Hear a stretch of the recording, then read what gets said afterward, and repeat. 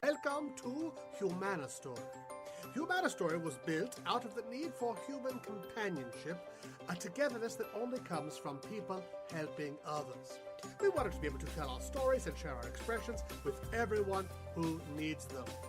By us telling our stories, we're able to share that moment that forever changed who we are. But the idea is not just to tell our story, but to share the journey in how we overcame that moment in our lives, allowing others to read and see the story and connect to the one sharing. Most people want to tell the horrid things, but fail to share the accomplishments. At Humanastory, we are not those people. We are strong, the winners. We are the achievers. We believe that sharing our experiences will help someone out there in the same situation and allow them to connect with others that have already conquered their struggle. We give the resource within our stories to help those who otherwise would fall. The help to stand up and face what is in front of them without fear or doubt. We believe everyone has the ability to succeed in life. If you are alive on this little rock hurtling through the endless void we call the universe, you are a Humanastory. How much of one is up to you.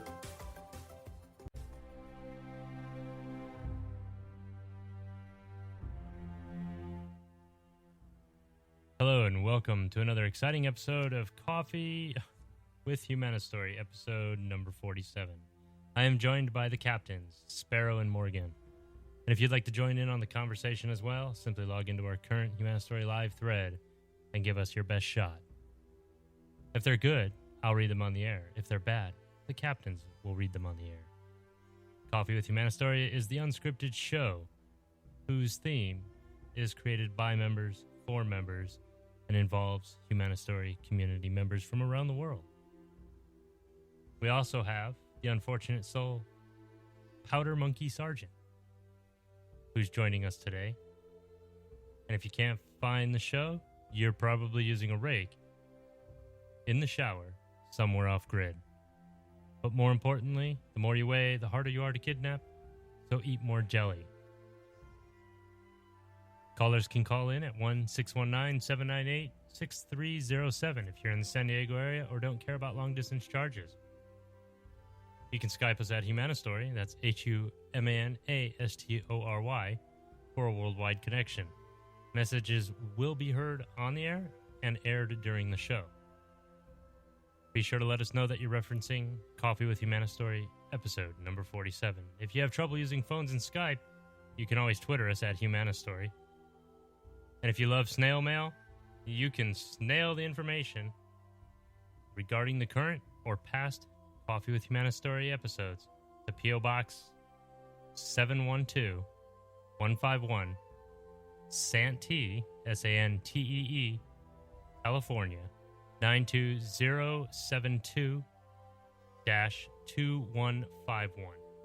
You can submit your stories online by going to humanastory.com and clicking the submit button. You can follow us on Facebook, Twitter, and Google+. Feel like voicing your opinion? You can do so with a dedicated theme. And open with your statement by heading to humanastory.com, click Listen Live for details. And don't forget about our Fantastic Friday. And today, we have a Fantastic Friday chosen one. His name is G. Rupp, Geerup. So if you get this message, you'll want to contact us. The theme of the day? Well, it's Flat Friday number 9. And the question of the day, I'm going to give Powder Monkey Sargent. Is it possible for someone to get so involved with conspiracies they're not able to stay connected with reality? So without further ado, Powder Monkey Sargent, how are you today? I'm doing well. How about you? I'm doing good. So, is it possible for someone to get involved in conspiracies so bad that they're unable to stay connected with reality? Wow. That's a deep question. You didn't even give me a chance to preview that one. So thanks. I don't know. I mean, when it came to conspiracies with me, I think as long as you don't get in too deep too quickly, I think you can adjust because conspiracies are really just all major conspiracies are a matter of trust and trusting the groups that have governed your life ever since you were young. Again, there was a rant I did on one of my videos where I said, look, as children, we believe everything we're told. And to use that line from the Truman Show, we accept the world that is presented to us.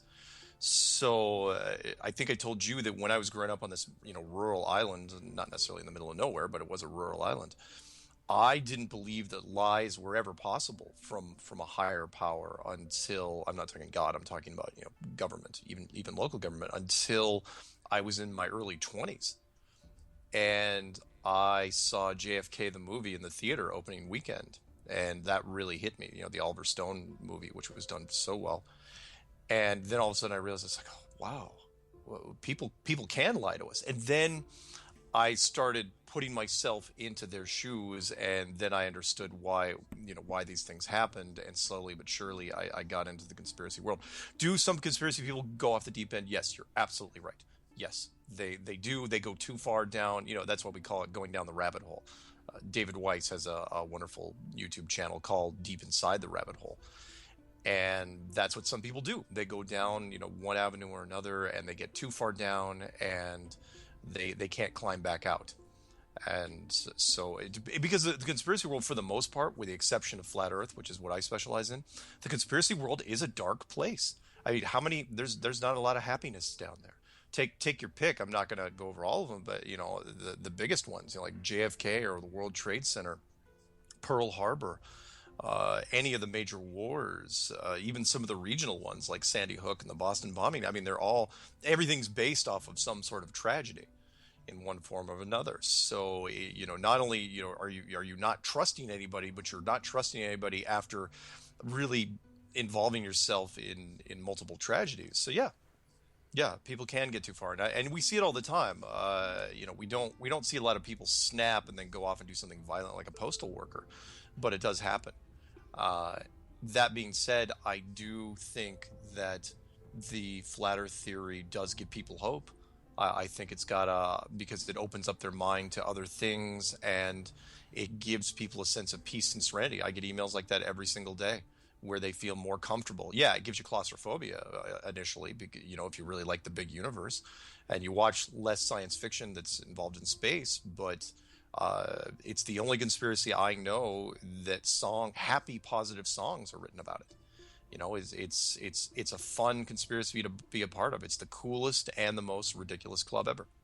There you go. There's my rant. So the reason I bring it up is because the gentleman that we've chosen as the chosen one on our Fantastic Friday, he wrote, "I respect Max, but I think he has a blind spot when it comes to flat Earth. He keeps repeating it's a circular argument." And I know you don't read your comments, so I know that you don't really see everything that goes on.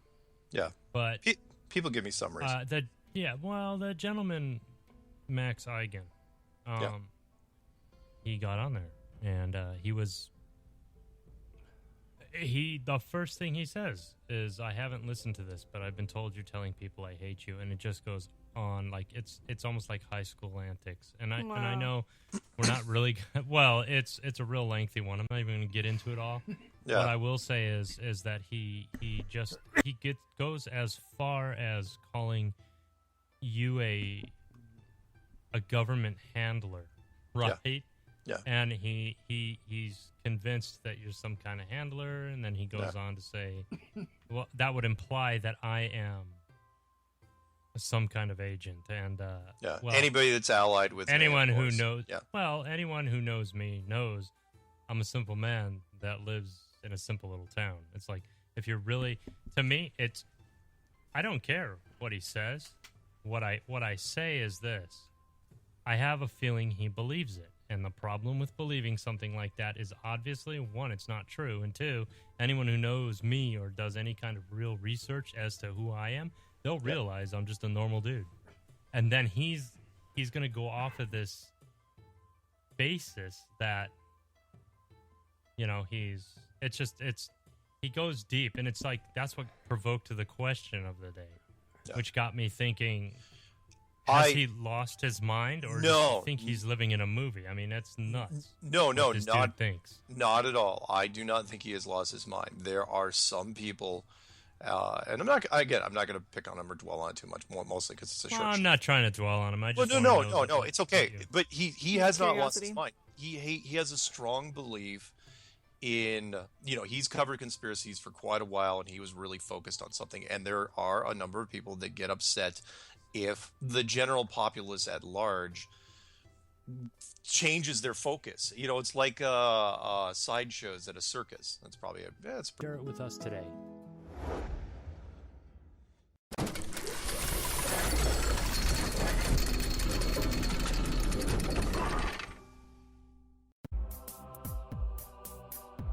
Go ahead.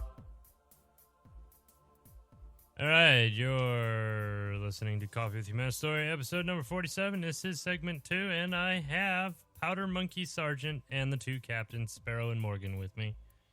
And we're going to go back to the question of the day.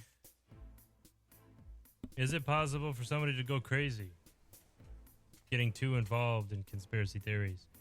And Powder Monkey Sargent said he already is crazy, so there's no point even talking about it. Yeah, that's right. He's sitting in his room with just a thong on. Oh, man, that's... It's called a banana hammock, all right? A banana hammock? Okay. Oh, that's funny. All right, so I want to talk about the Foucault pendulum. Yeah. And... pendulum. It's well, it says pendulum. Pendulum. P-E-N-D. Oh my God. Anyway, go ahead. U-M. Pendulum. Pendulum. Pendulum. Hey, you. There we go. I mean, no, wait. There Where's the damn beeping button? All right. Anyway, oh man, Efawful or whatever his name is going to come after me now. He was coming after me, and you're Riot. Fine. What? Come back to reality. Continue, please. Okay. All right. So the Foucault pendulum. There you go. It's a heavy mass at the end of a long chain, suspended so that it can spin freely in any direction. Yep. Now, in the globe model of Earth, or the heliocentric model of Earth, it is said the atmosphere rotates with Earth. Thus, the air above and the ground below spin together. Right? In a closed system? Yeah. All right. So, Earth spins below the pendulum. Right? So it's completely independent. And then well, that's what they say. Yeah, I know. Go ahead. I know where you're going. Okay, so for this to be correct, this means that a helicopter could take off from the ground and hover over a spot for 9 hours. And it would land in a completely different spot yards away if the Earth is spinning at 1,000 miles an hour. Right? Okay, so if the helicopter takes off, it's going to slowly start slowing down. Yeah. Right? I mean, if it's moving at that speed. So why is it a helicopter can take off and land in the same exact spot? The only thing that I could possibly think of is this pendulum goes in the face of physics. But they back it, and it's in every single museum that has to do with science. I mean, what have you thought about any of this, or what is your take on it? Yeah, I've seen a Foucault pendulum, and it doesn't really, it's never bothered me, because I look at the enclosed system that we live in as a purely mechanical structure. Now, I'm not necessarily talking gears and levers. I'm talking, some solid state machinery here. But if that is true, then everything is artificial, including the gravity force that we know as gravity. And to torque a gravitational force underneath us, if you have the power to do that, and by that I mean create a gravity well using some form of molecular magnetism, then turning the torque on it would be easy to do, and having a slow rotation of it, extremely easy to do. People because I've gotten this question since pretty much week one. What I try to tell people is, and I know it's easy for me to say because I consider myself to be pretty open-minded, and I have a pretty creative problem-solving mind, and I have a good imagination.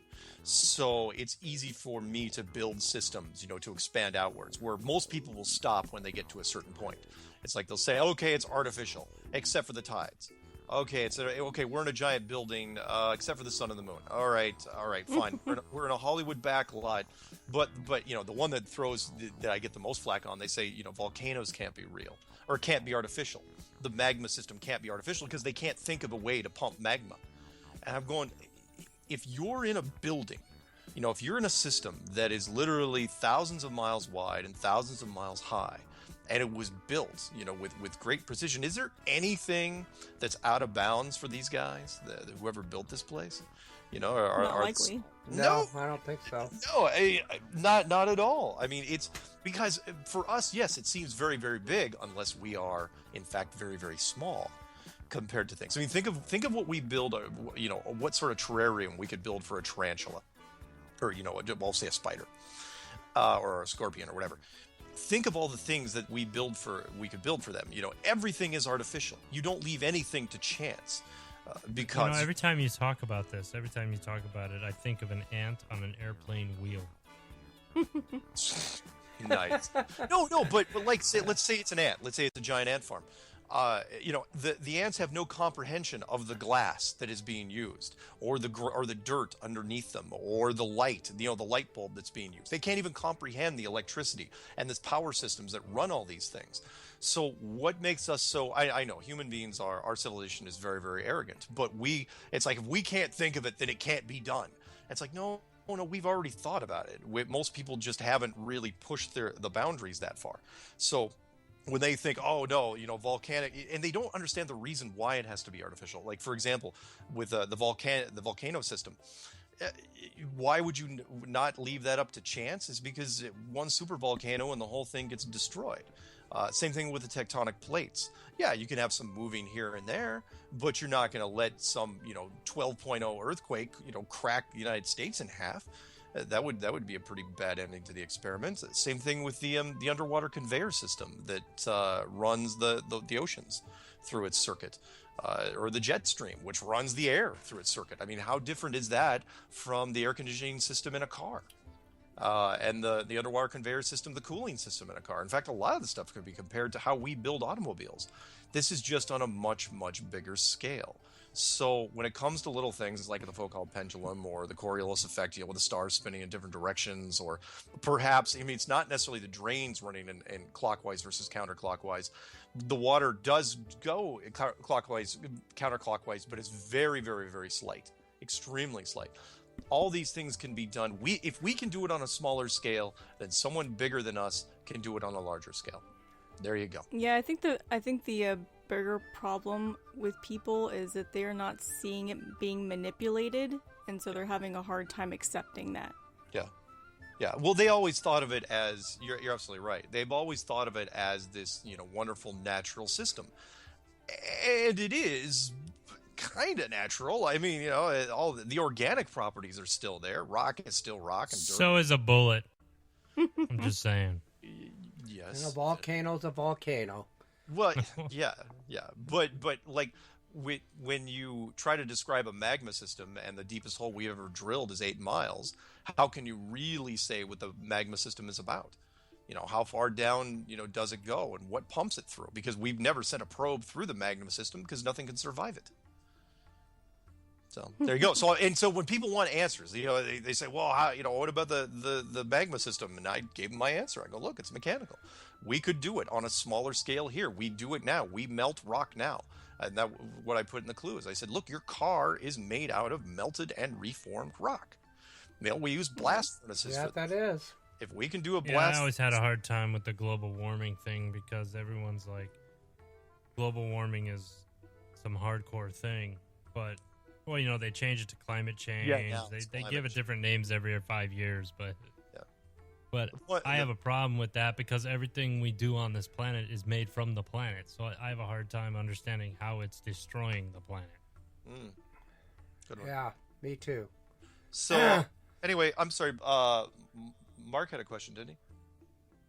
I think. Well, Brian already took it away, so I don't have that Say question what? anymore. He was talking about the helicopter landing. With the Earth, the Earth is supposed to be rotating at 1,000 miles an hour, right? Yep. And if you have a helicopter and you fly it straight up. And if it comes back down, you should be in the same spot. Yeah, you're right, and it's a great it's a great argument to think about because ballistics, which I happen to be quite fond of, lets because snipers will say when a bullet leaves the ground and is traveling, it's leaving the surface of the Earth, therefore the Earth is going to travel underneath it. And the same thing with cannon fire, but we all know that's not true. I mean, I've interviewed all the military guys that cover anything that's fired into the air. Same thing with a plane, though. Go ahead. At what altitude, science still won't answer this to any degree. At what altitude do we break free of the Earth? And is it a sliding scale, or is it, we're locked in, you're not, then you're off on your own. We've never really got an answer for that. At what point, because private aircraft can't get up high enough, supposedly, to break free of the gravitational pull. You can fly 50,000, 60,000 feet in a private aircraft, and you're still locked in to the ground with no variation at all. If the Earth was traveling at some speed underneath you, even if it was a fraction of that 1,000 miles per hour, at the equator, you would have problems eventually landing on the runway unless gravity starts locking you in as you get closer and closer to the ground. Not buying it. Not. Well, see, not that's one of the things that. That's one of the things really that I had a puzzled question. me. Yeah, I had a question with that too. When you take a plane and it's landing, I mean, if the ground's constantly moving and a plane is in the air. Yeah. I have a hard time understanding how is it lining up perfectly with a plane runway as it. Yeah, you're absolutely right. A plane is just a slow-moving bullet. It's a projectile like anything else with a lot of power behind it. So where is the Earth? It just goes back to the same argument we've been putting forward for the last year or two, which is that there's no indication of spin anywhere. In fact, that's the one thing I really thought was interesting about all the guests I've been interviewing so far. They couldn't necessarily say, what exactly the shape of the Earth was, but they all said the same thing when it came to the Coriolis effect. They said, look, nothing I've seen, every instrument, high-tech and low-tech instrument they've ever used, they go, we can't find any indication that this world is moving at all.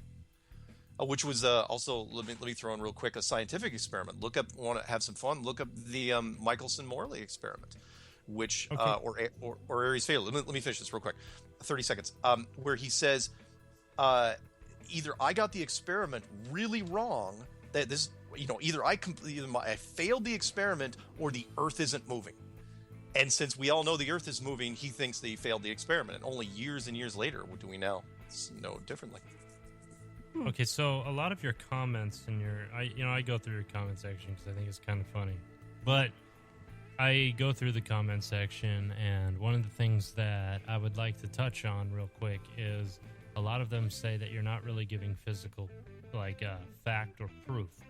What kind of facts and proofs can you give people right now to research out and look up themselves? You have about a minute and 30 seconds. Okay. Go. First thing I would do if I was a newcomer to this, I would start doing research into trying to prove the curve. Again, if you want to prove the flat Earth, you have to prove that it's actually flat. And that's the first thing I would look at. I would look at any experiment, any video, anything out there where you could actually determine if the curvature is 8 inches per mile squared. See if you can find it. That is the first thing people can look for, because there's water everywhere. So go to an ocean somewhere and see if you can find the curvature for yourself. But if you want to save some time, I would watch some of the testimony shows series that's on my channel, Mark K. Sargent. I've done 15 people so far, covering all branches of armed forces and professional sectors. There's 15 what I call subject matter experts. And every one of them will tell you pretty much the same thing, which is the world is not what you think it is. There is no curvature. It is not spinning. The maps are wrong. And the government figured out a long time, well, not a long time ago, but at least 60 years ago. And they've been keeping it from you.